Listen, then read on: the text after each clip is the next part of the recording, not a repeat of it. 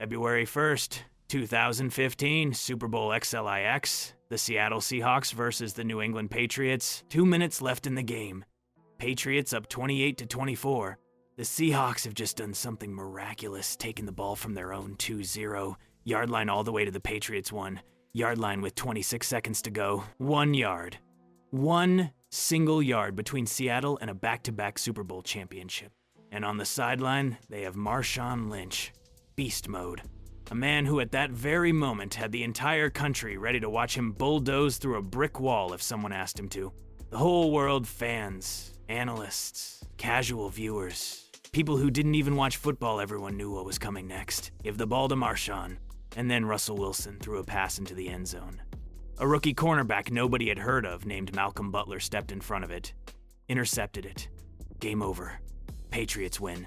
And just like that, one play became the most debated, most dissected, most controversial single call in the history of the NFL. 10 years later, we're still talking about it. So today, we're going to break it all down. The situation, the numbers, the logic, and the question that haunts every Seahawks fan to this day: what if they had just run the ball? Before we get into the debate, let's make sure we fully appreciate the moment. This wasn't just any Super Bowl. This was the era when everyone outside of New England and maybe Vermont had a deeply personal grudge against the Patriots. Tom Brady, Bill Belichick, the dynasty that never seemed to end. People who had no rooting interest in football were rooting against New England just on principle. And the Seattle Seahawks were the perfect foil.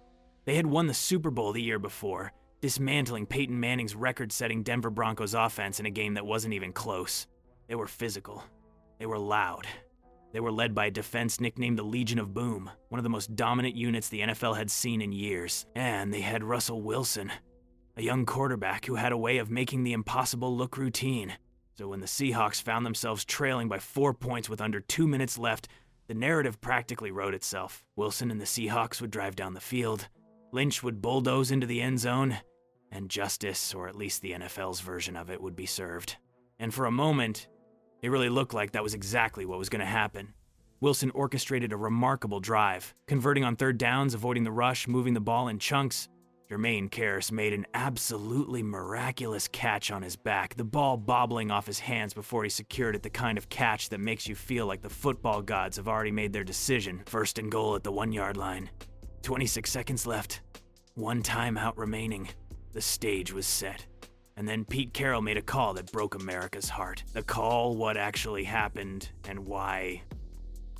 Let's be precise about what actually happened, because the details matter here more than people realize. When the Seahawks lined up at the 1 yard line, it was 2nd down.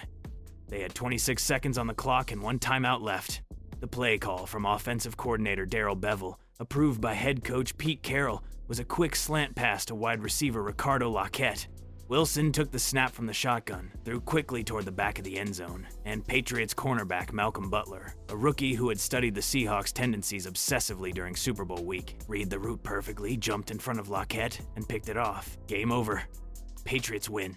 In the immediate aftermath, the reaction was volcanic. Carroll was called every name in the book. The pass was called the worst play call in Super Bowl history. Sports radio melted down for weeks, and the core argument was simple. You have Marshawn Lynch. You're at the 1 yard line. You run the ball. End of discussion. But here's the thing. Pete Carroll and his coaching staff weren't acting randomly. They weren't panicking. They were operating from a specific set of calculations, and those calculations actually made sense. Here's why. The math behind the decision. To understand why passing was defensible in that moment, you have to understand the full scope of what the Seahawks were working with. They had 3 downs, 2nd, 3rd, and 4th if necessary. They had 26 seconds. And they had 1 timeout. That last detail is critical. 1 timeout. Let's think through the scenarios. If the Seahawks run the ball on 2nd down and don't score, the clock keeps running. They burn their timeout to stop it. Now it's 3rd down. The Patriots know a pass is coming because there's no clock left for a run and they can defense accordingly. Your element of surprise is completely gone.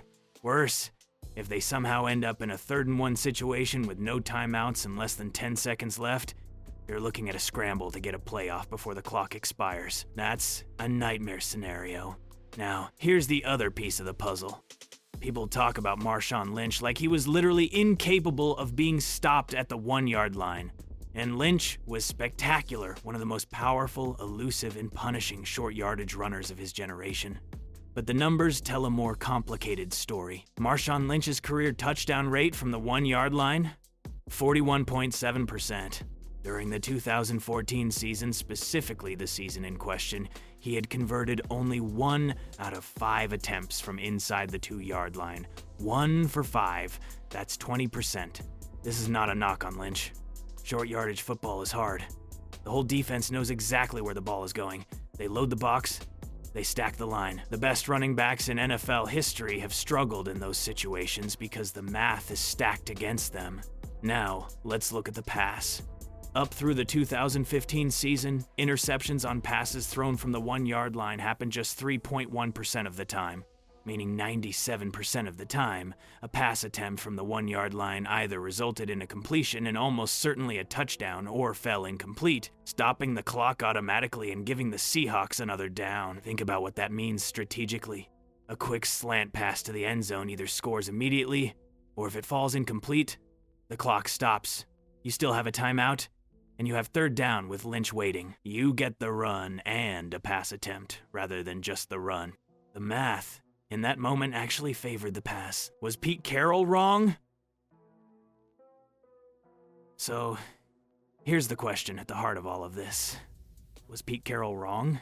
And this is where we need to separate two things that people constantly confuse: the outcome of a decision and the quality of the decision. A good decision is one made with a sound process, one that correctly weighs the available information and maximizes the likelihood of a good outcome. It is not simply a decision that went well, and a bad decision is not simply one that went badly. If you flip a coin and bet on heads, and it comes up tails, you didn't make a bad decision. You made a 50-50 decision that didn't go your way. The decision itself was neutral. Pete Carroll looked at his options in that moment. He knew Lynch's conversion rate. He knew the clock situation. He knew the risk of running first and tipping their hand for the next play. He calculated that a quick slant from the 1-yard line would result in either a touchdown or an incompletion, and either outcome was better than a failed run that burned their timeout and handed the Patriots full knowledge of what was coming next. The interception happens about 3% of the time, which means Carroll was right approximately 97% of the time, and that is a genuinely good decision. It just happened to land in the 3% zone, on the biggest stage in sports, in front of 100 million people. That is brutal. That is heartbreaking. That is the cruelty of probability. But it is not evidence of a bad decision. As the saying goes, do what you can with what you have where you are. Carroll did exactly that. What if they had run the ball? Okay, but this is a what if video. So let's actually play this out. Seahawks run Lynch on 2nd down. Let's say he scores. Game over. Seahawks win, back-to-back champions. Lynch becomes a god. Carroll is a genius, and the narrative of that Super Bowl is completely different. The Patriots dynasty gets a blemish.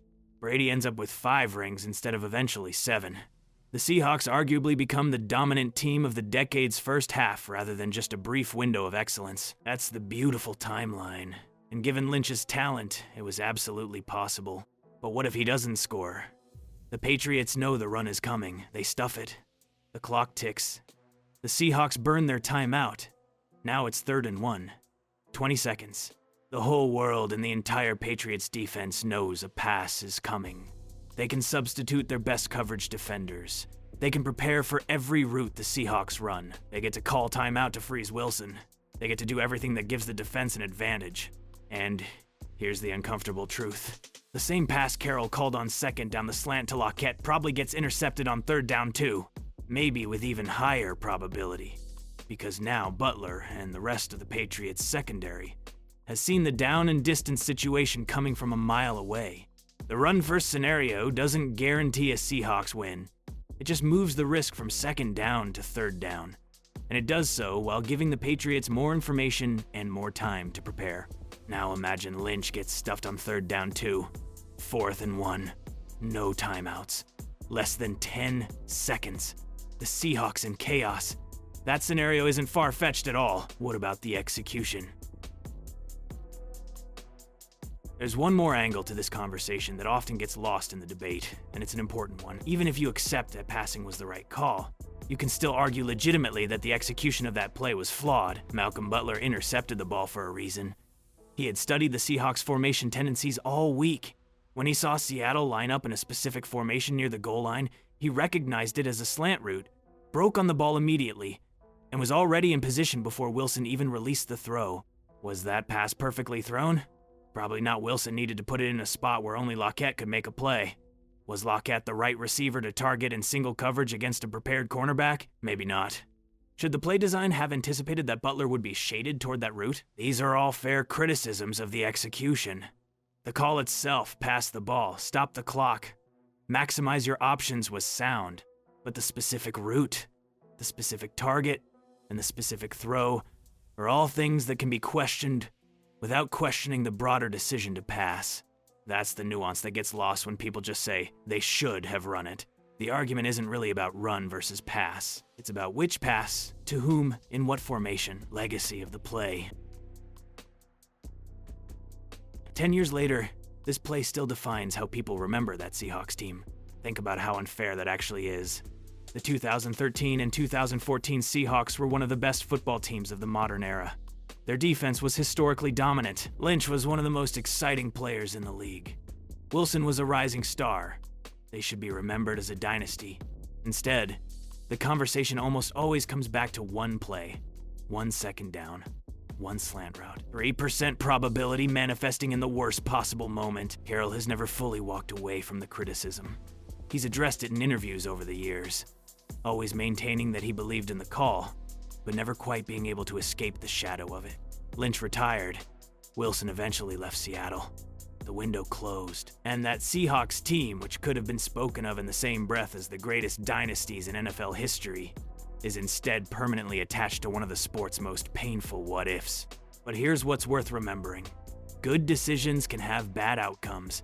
Bad decisions can have good outcomes. The correct way to evaluate a coach or anyone making decisions under pressure is by their process, not purely by their results. Pete Carroll made a rational, data-informed decision in a chaotic, high-pressure moment. He was unlucky. He ended up in the 3%, and the world has never let him forget it. So what if the Seahawks had run the ball? Maybe Lynch punches it in. Maybe he gets stuffed. Maybe they score on third down anyway. Maybe they don't. The honest answer is, we don't know. And that uncertainty is exactly why this debate has never died.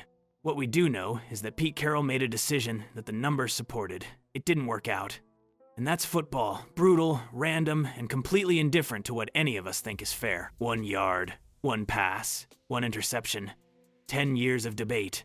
Let me know in the comments, do you think Carroll made the right call? Would you have handed it to Marshawn? Drop your take below, and if you enjoyed this breakdown, hit subscribe for more deep dives into the moments that defined NFL history. See you next time.